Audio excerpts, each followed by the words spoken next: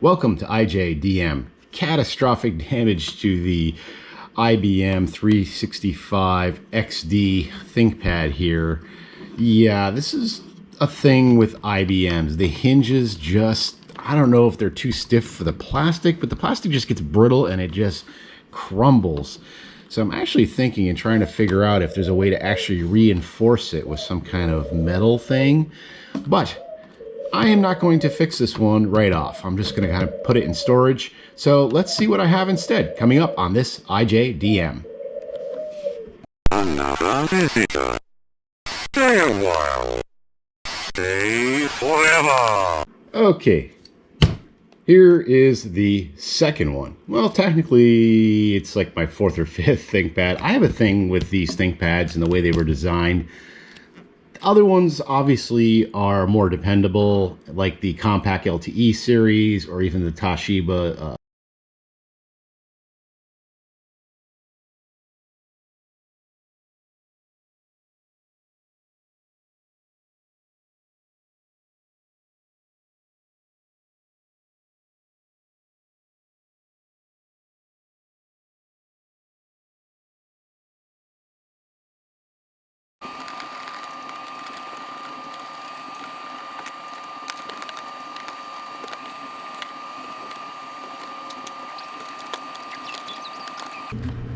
Okay, so we got that screen free.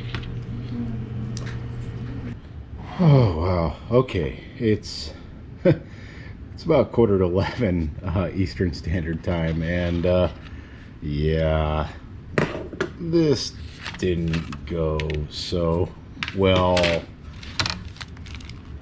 Yeah. Giant chunk missing there. LCD panel.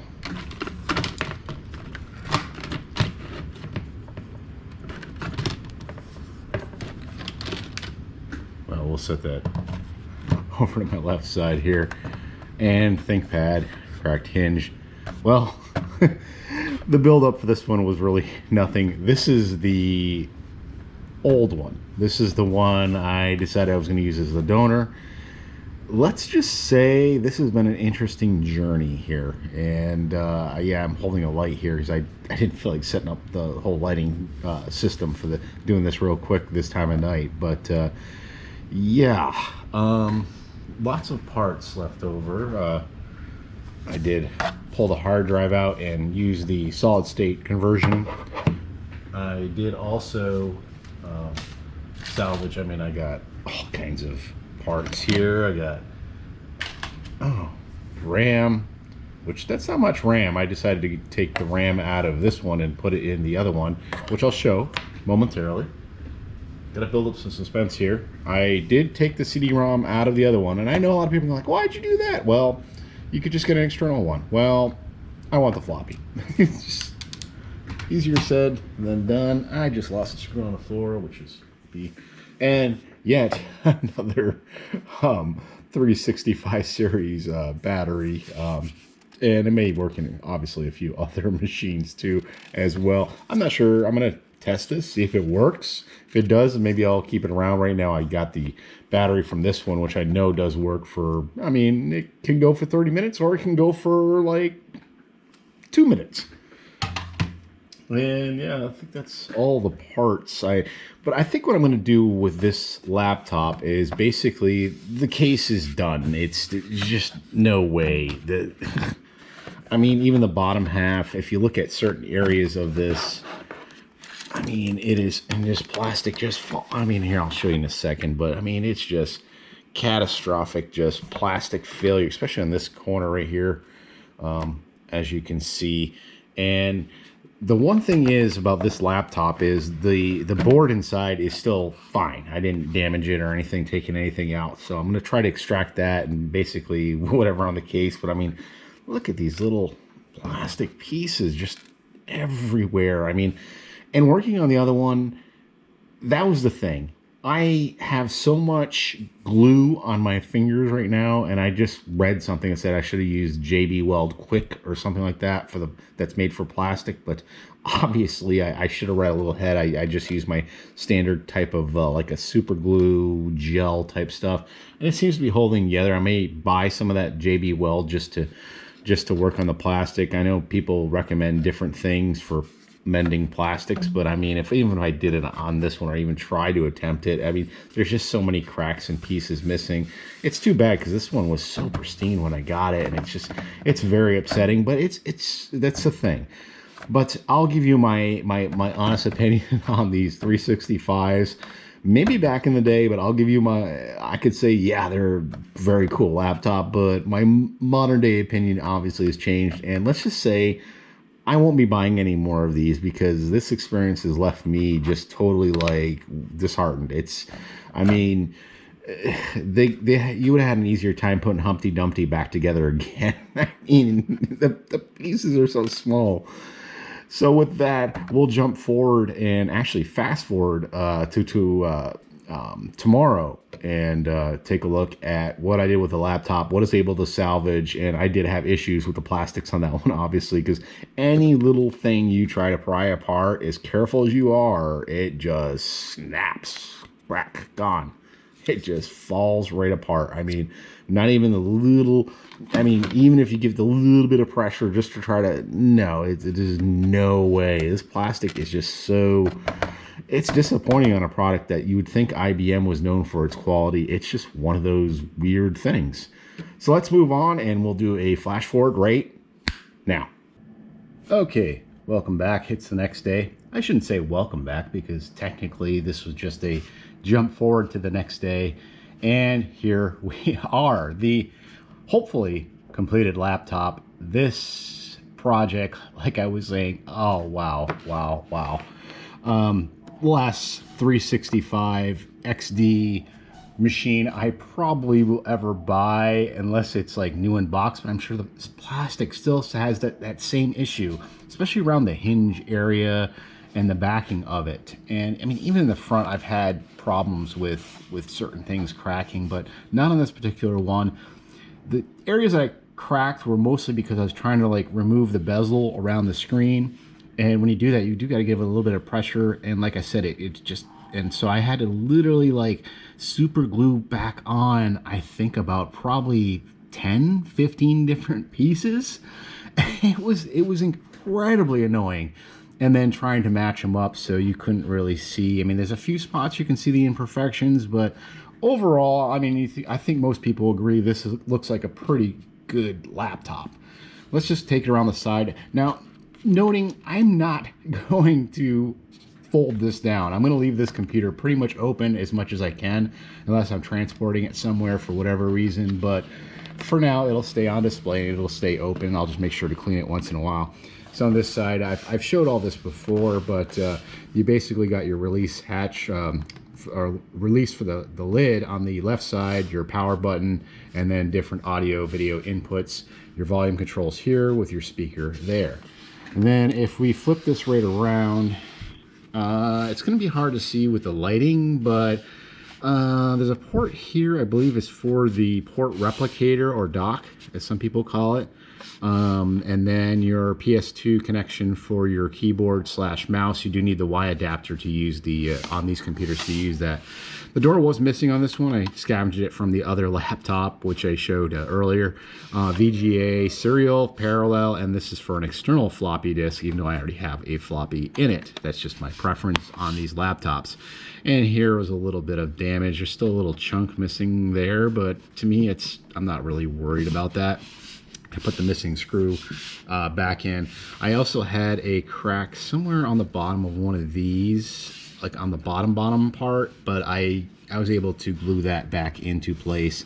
And I'm not sure, but I think it fell out again. Yeah, see, it's right here, but I'm not going to worry about that little guy right there. I mean, if that's the worst that happens. Your drop down here is your PCM CIA slot, which as I open this, I've just noticed something because I didn't open it before. If the card will come out, and it does not want to come out.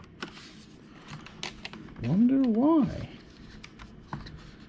Well, it's okay. There we go. It's just kind of hard to get out. Oh yeah, yeah. Let's see that. That's a little piece of more plastic. Oh, these things just crumble like stale bread. 28.8.14.4 data fax megahertz modem with a little pop out deal. That's what was in there, but we will just leave that right out of there for now. I think there's something wonky going on with that top PCMI CIA port. I don't think it's anything I did. I believe that's an IR port, or it may be for actually a built-in modem, but I'm not sure if this model came with one or not. It's for like a locking the laptop down and then your other release hatch on that side. On the front side, we have the floppy drive, and then as we carefully open this up, and I just noticed my seaming here wasn't perfect, but that's okay. Like I said, I'm just gonna leave it open anyways, because the problem is I had to glue in this area right here, and I kind of basically, I'm not gonna really be able to pull this out because I've kind of attached these to this and then reinforce this all with glue so that it has a little bit more back support and doesn't separate off the back, which has happened to at least 3 of these that I've owned. So does it work? Well, let's find out. We'll go ahead and plug that in, and we got a light. And I want to salvage this piece right here. I just noticed something. Casing's kind of sagging there, but that's okay. That's okay. I wanted the other piece because it's kind of like more grayed out and shaded, but I just could not get it out. And then I tried to fit the piece from the other laptop in here, and I just couldn't get it to fit. I don't know if it's something slightly different. I'm guessing maybe some of these were made in Canada and some in Mexico. Maybe something different with the molds. Because I did notice on the keyboards that there is different things. And I did take the keyboard out of the other one and put it on this one just because it was a little cleaner and newer. This is basically a refurb that I found somewhere that somebody sold me, and it just felt better to type on than the other one. I mean, it's very similar. But yeah, there's the directory and it's running. I mean, what can we show? What is there interesting to show? Well, since recently, well, not too recently, I guess it would have been back earlier in 2021 would have been, or would have been 22, we had the Ghostbusters movie come out. So let's go ahead and this is something I wanted to cover on a future video, but I was kind of doing a sneak preview right now. You could emulate a lot of early systems on these laptops, your retro laptops. So you're not limited to just DOS. You can also do NES games, Atari games, Apple II, various arcade games. MAME doesn't really work too well. I've tried it, but it's not worth it. And including the Commodore 64, if I did not mention that already. And there might be a couple more on there. I think I may have put on, yeah, Sega and the original Sega Master System. And yeah, that's about it. I didn't really go too crazy. And these older emulators worked okay, but they had some sound problems, and there was a few things with delay and stuff like that. But they're still totally playable. I mean, you know, it is what it is. So C64. And we're just going to kind of end on this note and just showing that this is working. I did get the screen successfully transplanted. It works, so it was definitely something with the panel. Some of you may be asking, what are you doing with the other laptop? Not much of anything. Like I've kind of mentioned earlier, I think what I'm going to do is basically finish disassembling it, sell the motherboard and different parts of it and part it out, or maybe just sell the parts altogether. Anybody's interested, let me know if I haven't sold it already in the future. But with that note, we'll go ahead and load what we said we were going to load, and see. I think we just go right down to, or right up to there. Yeah, reset load. Yeah, just like a Commodore. That's like basically putting the disk in, and then you hit run to get the program to go ahead and run. And this is like your floppy disk indicator, I guess, or maybe something proprietary to this game. I'm not really sure. Let me get your little intro thing here. Yeah, it sounds like total. It sounds like poo. But I mean, the voice is understandable, but it's obviously not. So, and if you could hear that over the game, over the doves, excuse me. On that note, we'll call this one quits. So my advice for anybody that's looking for a retro laptop, if you're looking at the IBMs, beware some of the 365 series and some of those. and some of them with these type of hinges. Honestly, I'd recommend something that would be more likely slightly newer, even though you don't get the 640 by 480 or 800 by 600 screen. You're more into a higher res.